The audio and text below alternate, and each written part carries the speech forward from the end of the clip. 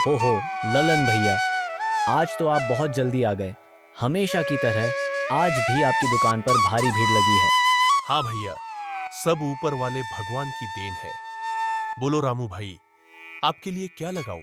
आज तो बहुत मन है पानी पूरी खाने का। जल्दी से एक प्लेट लगाइए। अभी ललन प्लेट तैयार ही कर रहे थे कि कालू भाई भी आ पहुंचे।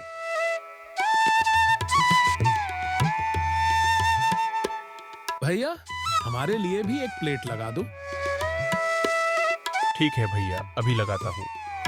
दोनों ने पानी पूरी खाई और फिर रामू बोला, ललन जी, मेरा आज का पैसा उधार रख लीजिएगा, कल दे दूंगा। घर से जल्दी में निकला था, पैसा घर पर ही रह गया। मेरा भी उधार लिख दीजिएगा भैया। निकला तो किसी और काम से था, रास्ते में आपको देखा तो सोचा थोड़ा पानी पूरी खा लूं। दोनों खाकर चले गए। ललन चुपचाप उन्हें जाते हुए देखता रहा और फिर घर की ओर चल पड़ा। तूनकपुर का मशहूर पानी पूरी वाला ललन, उसकी पानी पूरी सबको बहुत पसंद आती है। भीड़ तो हमेशा रहती है, पर ज्यादातर लोग उधार में खाते हैं।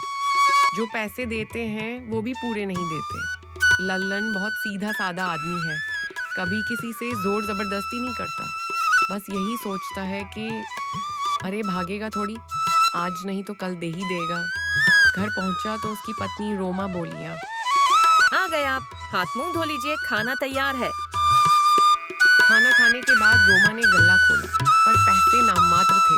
अरे गले में तो कुछ भी नहीं है, पर ठेला तो खाली है। इसका मतलब सारी बिक्री हो गई।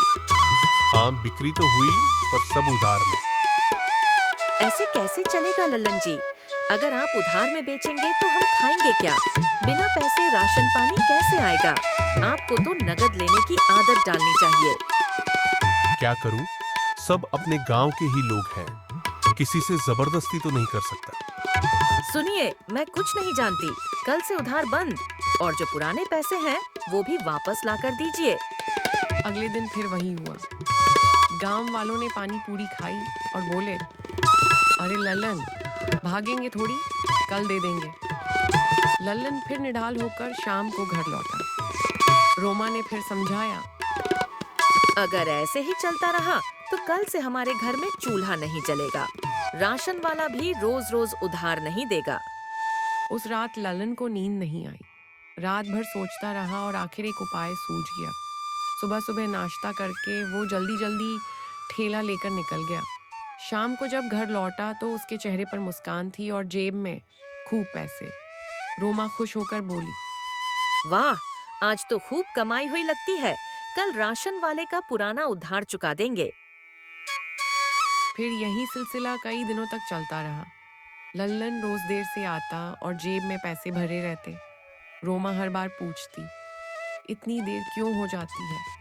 लल्लन बात टाल देता। एक दिन दोपहर में रामू और कालू लल्लन के घर आए।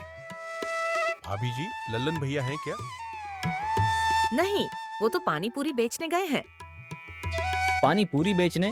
पर भैया तो गांव में पिछले 2-3 हफ्तों से दिखे ही नहीं, कहाँ बेचते हैं वो? गांव में नहीं बेचते तो फिर कहाँ जाते हैं रोज? आज रात को आएंगे तो मैं जरूर पूछूंगी। रात को जब लल्लन लौटा, रोमा ने पूछा, आप गांव में पानी पूरी नहीं बेचते तो कहाँ जाते हैं? मैं पास के दूसरे गांव में बेचने जाता हूँ। यहाँ तो सब पहचान वाले हैं, सब उधार में खाते हैं। वहाँ के लोग नगद देते हैं, इसी से घर का खर्च चल पा रहा है। आप मेरे कहने से इतनी दूर दूर जाकर बेचते थे, थक कर रोज देर से लौटते थे। मुझे माफ कर दीजिए। उसी समय रामू और कालू भी बाहर से सब सुन रहे थे। वो अंदर आए और बोले, लल्लन भैया, हमें माफ कर दो। हमने तुम्हारे भोलापन का फायदा उठाया, हमें इतना उधार नहीं रखना चाहिए था। आज हमारी आंखें खुल गईं।